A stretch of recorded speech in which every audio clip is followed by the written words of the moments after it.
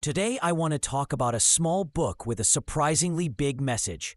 It's called The Christian's Greatest Need, written over a century ago by E.W. Bullinger.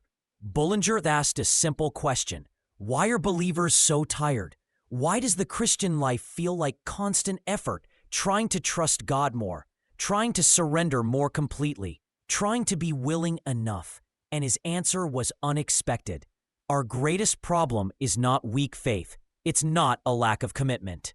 It's not insufficient effort. According to Bullinger, the Christian's greatest need is a true knowledge of God. Bullinger points us to Paul's prayer in Ephesians 1:17. Notice what Paul doesn't pray for. He doesn't ask for stronger faith, better behavior, or deeper surrender. He asks that believers receive wisdom and revelation in the knowledge of God. That tells us something important. Trust is not something you force. Surrender is not something you manufacture. Peace is not something you achieve.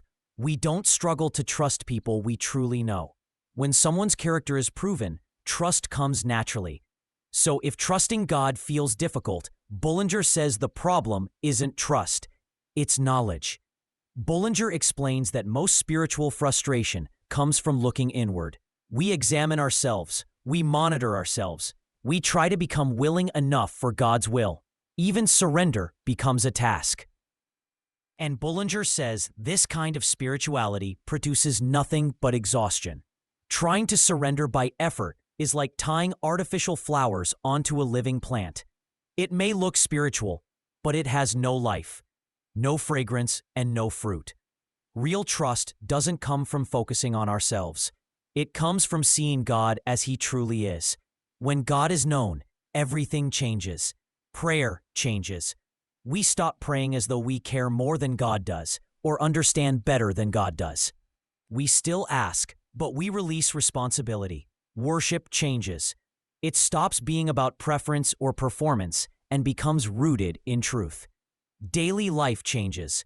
Paul tells us in Colossians that walking worthy of the Lord flows directly from being filled with the knowledge of God. Fruitfulness isn't achieved, it emerges. Our standing is secure. We are already found in Him. Our future is certain. We will be made like Him. So what fills the space between? Paul answers it in one sentence: that I may know Him. The Christian life was never meant to be powered by effort. It was designed to flow for revelation. And revelation begins not with trying harder, but with knowing God.